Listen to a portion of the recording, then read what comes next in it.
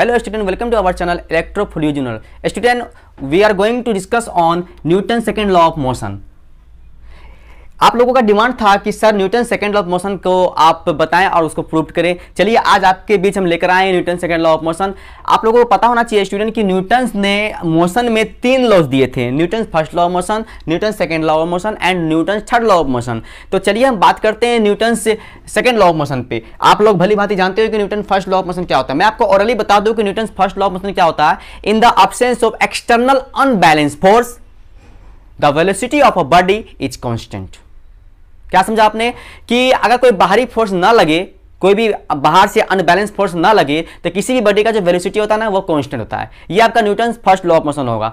चलिए आप लोगों का जो डिमांड है मैं उसे पूरा करता हूं। Newton second law of motion पे बात करते हैं, ये क्या होता है। चलिए देखते हैं ध्यान से। The rate of change of linear momentum okay, the rate of change of linear momentum is directly proportional to the force exerted on it. मतलब क्या होगा, the rate of change of linear momentum is directly proportional to the force exerted on it. मतलब यह हुआ कि किसी भी body का जो लीनियर मोमेंटम में जो चेंजिंग होता है ना वो उस पर लगने वाले फोर्स के डायरेक्टली प्रोपोर्शनल होता है। इट मींस मान लो, इससे पहले बात सबसे पहले करते हैं कि ये लीनियर मोमेंटम होता क्या, तब आपको समझ में आएगा इसका चेंजिंग क्या है। तो ये लीनियर मोमेंटम क्या होता है, चलिए बात करते हैं लीनियर मोमेंटम पे। देखिए लीनियर मोमेंटम इसे हम लोग P से डिनोट करते हैं। क्या से डिनोट करते हैं? P से। यहां देख लो मैं P से डिनोट किया हूं।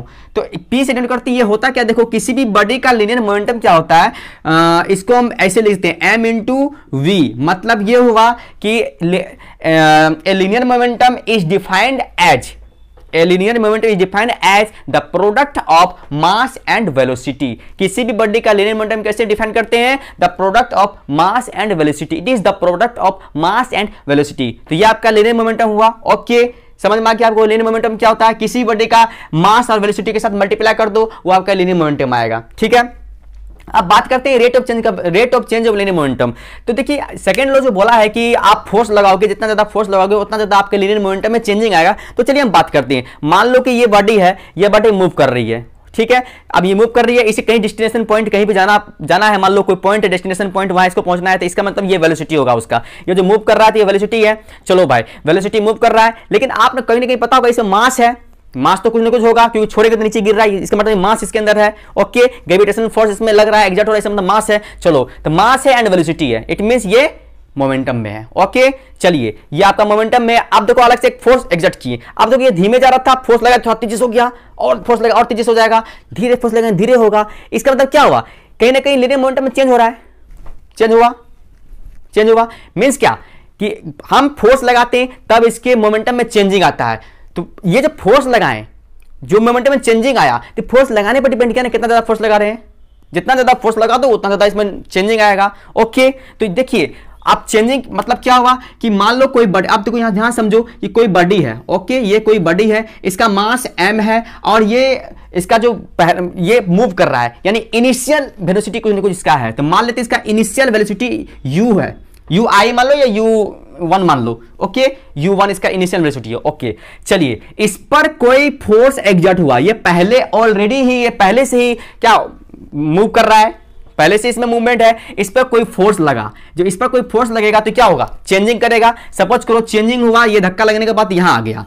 ओके, ये यहां आ गया, तो इसका जो वेलोसिटी हुआ अब जाके फाइनल वेलोसिटी इसका v2 हो गया और इसका मास m ही रहा, क्योंकि मास नहीं चेंज होता। ओके, अब जो फोर्स लगा u1 से इसका फाइनल वेलोसिटी u2। अब तो आप ही सोचो ना, ये धीमे जरा इसको u1 मान लेते हैं। अब तेजी से हो गया, अब तो तेज हो गया, तब तो u2 मानेंगे, कुछ ना कुछ दूसरा मानना होगा ना, तो उसे हम फाइनल को u2 मान लिए। ओके, अब बात करते हैं रेट ऑफ चेंज। अब देखिए पहले बात करते हैं change of linear momentum. Means पहले वाला को मान लेते थे हम p1 है, दूसरे वाले को मान ले हम p2 है। ये लीनियर मोमेंटम आपका, क्योंकि ये दोनों को मल्टीप्लाई करोगे तो लीनियर मोमेंटम ही होगा। तो इसका चेंज क्या होगा, चेंज इन लीनियर मोमेंटम क्या होगा, चेंज को हम डेल से भी कह सकते हैं ऐसे।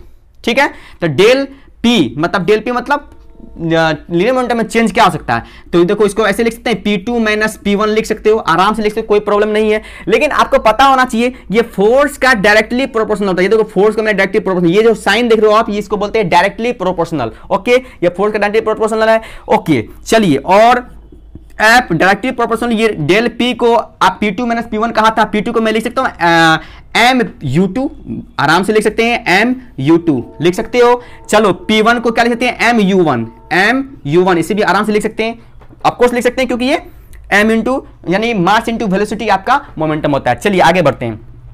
अब देखिए एफ डायरेक्टली प्रोपोर्शनल टू, अब देखिए इसमें हम क्या करते हैं एम का कॉमन लेते हैं, तो U2 माइनस U1 आराम से लिख सकते हैं, नो प्रॉब्लम। चलिए आगे बढ़ते हैं, एफ डायरेक्टली प्रोपोर्शनल टू, अब देखिए ये एम है तो ये चेंज है ना, ये आपका वेलोसिटी में चेंज है, तो इसको हम डेल यू आसानी से लिख सकते हैं। मैंने आपको बोला था ना चेंज को डेल से लिखा जा सकता है, जैसे मैंने चेंज को यहां डेल पी लिखा था।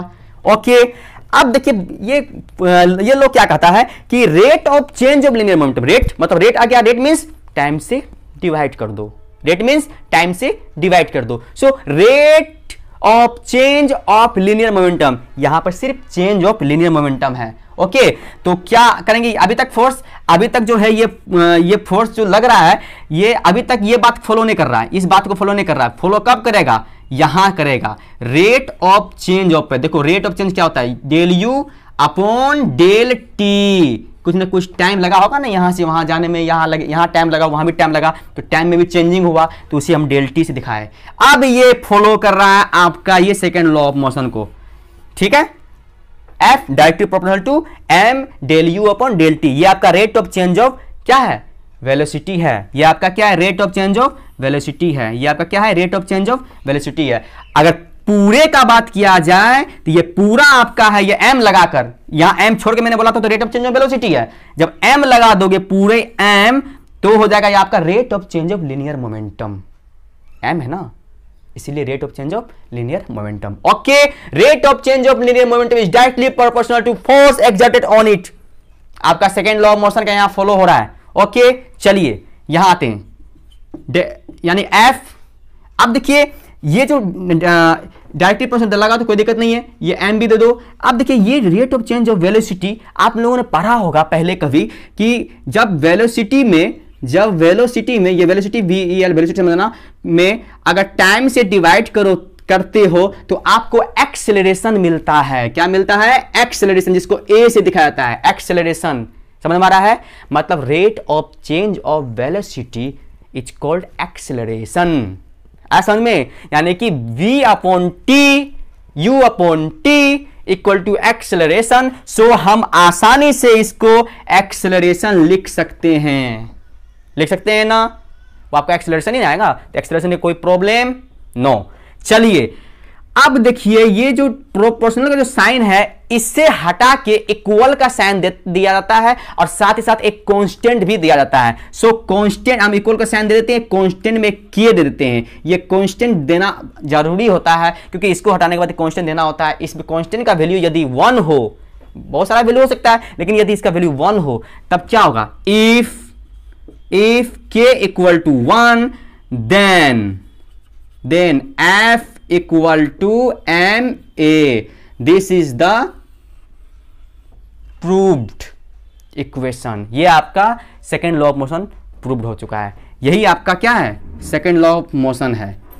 आई होप आपको समझ में आ गया होगा। यदि किसी प्रकार कोई डाउट हो तो आप नीचे टेलीग्राम लिंक दिया हुआ, उसमें आप अपने डाउट को क्वेश्चन पूछ सकते हैं, अपने डाउट को क्लियर कर सकते हैं। और चैनल अगर अच्छा लगा हो तो आप ज़्यादा से ज़्यादा शेयर कर सकते हैं।